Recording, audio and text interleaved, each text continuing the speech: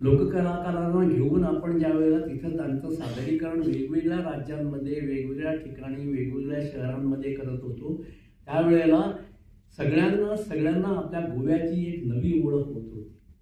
कारण लोकांच्या गोव्याबद्दलच्या कल्पना फार वेगळ्या आहेत. ज्यावेळेला मी ज्यावेळेला पहिलं पथक घेऊन रशियामध्ये गेलो, त्यावेळेला रशियामध्ये आपला भारत महोत्सव होत होता आणि त्यामध्ये गोव्याचं प्रतिनिधित्व करण्याची संधी मला मिळाली.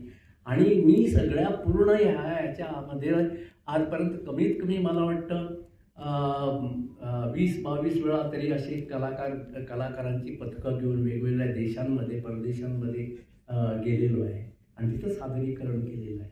पण हे सगळं करताना मी एक पथ्य पाळलं, ते म्हणजे ज्या पारंपरिक कलाकारांनी हे सगळं सांभाळलेलं आहे आजवर, त्याच कलाकारांना ही संधी मिळायला हवी. नाहीतर शहरी लोक अगदी एका पायावरती तयार असतात. जर फॉरेनमध्ये जायला मिळालं तर ते कुठलेही ड्रेस वगैरे करून सादरीकरण करायला तयार असतात.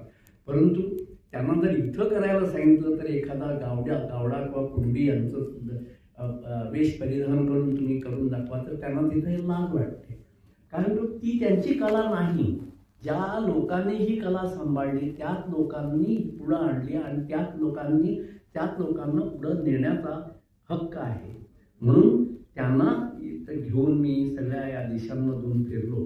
तुम्हाला काय हे मी सांगतो की हे सगळं करतात